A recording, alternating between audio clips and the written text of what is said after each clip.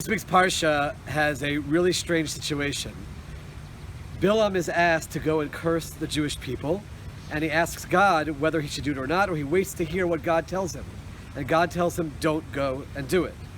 And then he's visited again by a delegation asking him to curse the Jewish people, and he says, let me see what God says, and then God tells him, go and do it. Why did God change his mind? First God said not to, and now God's telling him to go and curse the Jewish people, but he tells Bilaam, do whatever I tell you to do. The commentaries explain that Bilaam really wanted to curse the Jewish people. He knew that he was beholden to God, but he really wanted to do this. When the delegation came a second time, and he said, let me go see what God wants, that was Bilaam stating clearly, I'm hoping that God lets me do this. And the Talmud teaches us that the way a person wants to go, molichin oto. That's the way they bring a person. God does not make choices for us. We make choices, and he allows us to do whatever we choose. Bilaam wanted to curse them. God's going to let him go.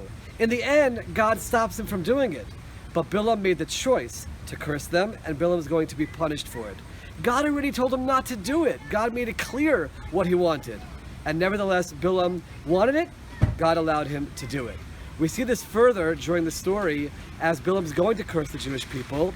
Bilaam's donkey sees God's angel stopping him from moving forward. Bilaam can't see it.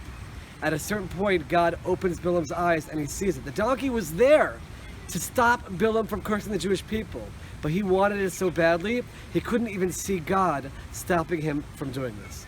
This parsha teaches us a fundamental lesson. It's not up to God.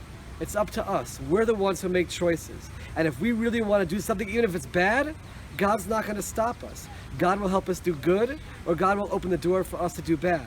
What we have to do is try to hear God's message. What does God want us to do? Bilaam ignored it. Bilaam didn't see the donkey. He ignored God telling him not to do it.